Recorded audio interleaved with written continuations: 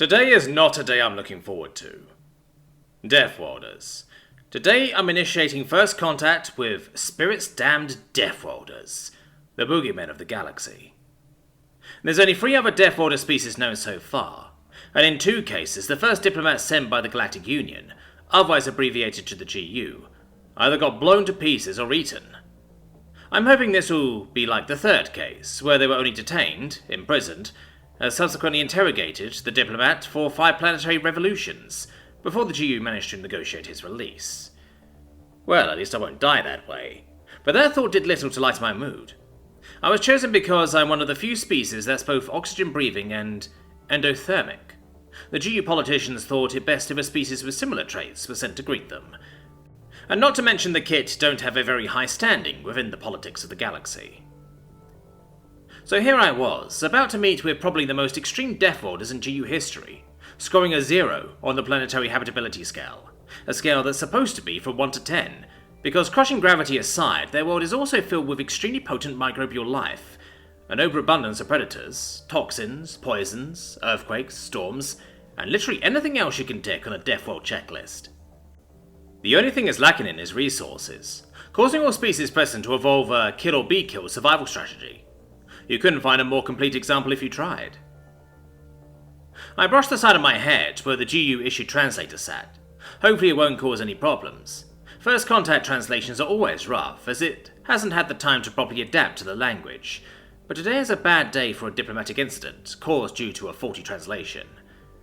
Steeling myself with thinly veiled resolve, I faced the airlock. What are they going to go look like this time? Perhaps similar to the Karak, scaly 8-limbed Death Warders that evolved a narrating 2 planet, hopefully without the taste for sentient flesh. Or what if they look like the Zerenta, quadruped tanks of an organism, with a thick chitin covering most of their bodies? I only wonder what kind of monstrosities a Death World like this might unleash. The airlock opened with a hiss, drawing me out of my thoughts and into the present, the one place I'd rather not be right now.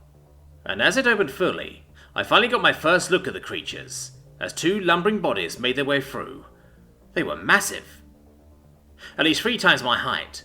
This ship was specifically designed to accommodate larger Death Warders, but they made it look cramped, reaching all the way to the roof. Their slender bodies were supported by straight legs that looked like tree trunks, with 2 more limbs at the top, presumably to work as manipulators. They both wore some sort of tight-fitting blue garment that did little to hide the rippling muscles surrounding every inch of their body. The front ends of their top limbs and the entire head was uncovered, showing skin that was a sort of pale colour, and both had fur, but seemingly only noticeable around the head. They looked down at me with strange white eyes that held back circles in the centre, almost as if to let you know when you were being hunted, making me feel like 2 lasers had just focused in on me. All of a sudden, the giant human to the right let out a loud booming sound that the translator simply registered as screaming, and then started running towards me with its limbs out. I felt the pure, primal fear of a prey animal about to face its doom and froze up, closed my eyes tight, and waited for the inedible, and waited. But nothing happened. Or rather, something did happen. When I opened my eyes, I noticed I was quite a ways above the ground. I looked up and instantly froze in fear again. It had captured me and was about to finish me off.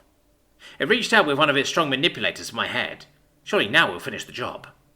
I closed my eyes and flinched away, but instead of pain I felt comforted. Tess, put it down already. Aw, but the Space Fennec is so cute. Tess, we are here to represent literally all of humanity. Can you please act it? Come on, Vic, let me at least have this. You've got to be as stressed as I am. Look, we can just wait here with the cute Space Fennec for a bit before the Kit Ambassador gets here. How's that sound?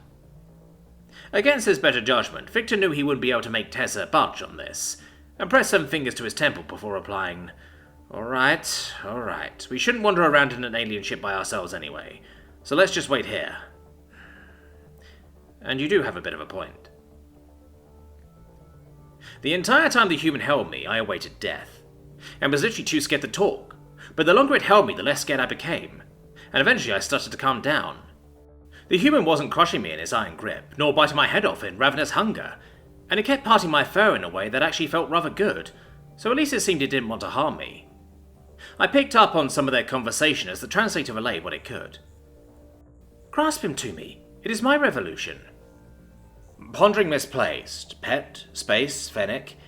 It has extreme cute, unusual for ambulation to be permitted in lack of overseer. Mirth, if this pet is the one charging, I will become an uncle of an evolutionary relative. Apparently they had mistaken me for a pet. Whatever the human word meant, it didn't seem to translate, meaning we have no equivalent. Oh well, something to inquire about later. For now I had to focus on clearing this misunderstanding and getting through today alive. Human. Actually, I would be the ambassador for the... I trailed off into silence as both humans turned to me, now wide-eyed and with a gaze that could put the other Death Waters to shame. I've done it now, haven't I? I've somehow offended them, and now I'm dead. I should have just stayed quiet and... Moan! Copulation! Oh, fuck! Tess almost shouted. I'm so sorry, sir. I had no idea. You have my sincerest apologies if I've offended you in any way. Tess managed to blurt out, placing the kit ambassador as gently as she could back on the floor plating. Unregistered. I am very regretful, gentlemen. No concept held. You took my choice, beg for pardon if I upset you in every direction. I blinked. Well, clearly the translator needed some work. Or maybe it didn't, and these Death Warders talk as insanely as they act. But the point more or less came across. They were apologizing. Perhaps these Death Warders might be the most agreeable so far. If that's true, and I can get a positive first contact report, I'll surely be well compensated. With renewed vigor, I stood a little straighter, and a little more comfortably. My tail started absent-mindedly swinging side to side. Perhaps this won't be so bad after all.